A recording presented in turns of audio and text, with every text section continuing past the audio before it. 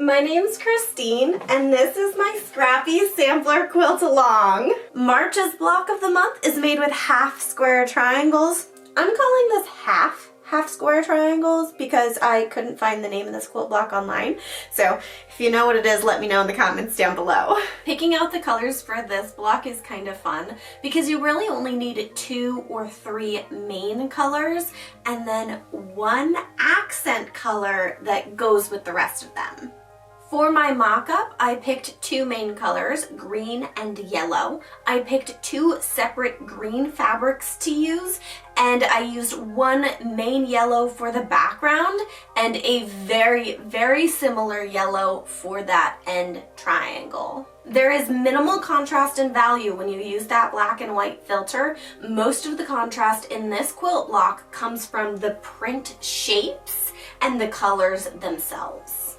This color combination makes it very low contrast compared to a lot of the other blocks in my quilt, but it is okay to have a couple of those. Remember, this is Scrappy, so the more off-looking quilt blocks you have, the more scrappy your entire quilt top will look. But today I'm going to be making a much higher contrast version of this half square triangles quilt block.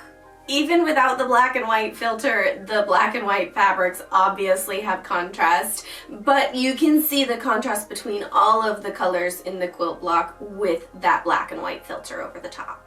Now, the fun thing with using black and white is you can add any color you want as your contrasting color. I could even use green as a contrasting color. I could use pink as a contrasting color. I could use yellow as a contrasting color because black and white are technically tints, not colors. But today I'm going to be using this watermelon print, and I will be using both sides. So if you want to double check that your contrasting color still looks good on both sides, make sure you do that now. Now, instead of making this corner triangle out of a similar fabric, I'm going to make it out of a somewhat contrasting fabric, but also somewhat going together fabric. This has roses on it. It has roses with reddish pink that go with the watermelon fabric. It has a white background with a dark print that goes with this black and white fabric. And the actual dark colors in it do go with the black fabric. So even though this is a completely different print and style and color fabric than the rest of the ones in here, it still complements all 3 of them. Pooja, you're adorable and I love you. You're adorable. But a word of caution with this quilt block is you can easily lose your overall design of the block or the motifs within prints if you use really high volume prints that don't have that like major contrasting black and white color to them. So this is best done with medium and low volume prints. But while some of these are higher volume prints, I want to make a note that sometimes when you feel your fabric, like you let your fabric talk to you, you will realize that a high volume print does not read as a high volume print. I have another quilt block with this exact same black fabric in it compared to another high volume print, and the contrast is amazing there. Like, it really does not read as a high volume print. We should just go make this already. It's actually not a very hard one to make. We will be making half square triangles by cutting out squares that are 4, 7, and 9 inches squared. Then we will stack those squares and cut them in half along the diagonal to create half square triangles. I just cut the wrong squares. I need one that's 7 by 7. The rest I'm not using. The 2 largest triangles will be 9 by 9 inches. You can trim down the triangle you won't be using to make the smaller triangles.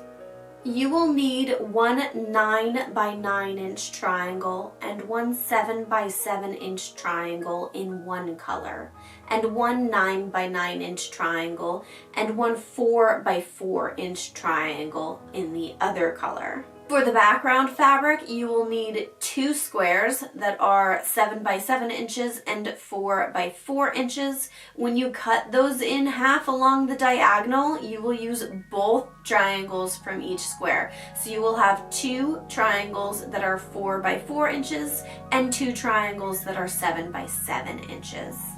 And don't forget to make your accent triangle, which is 4 by 4 inches.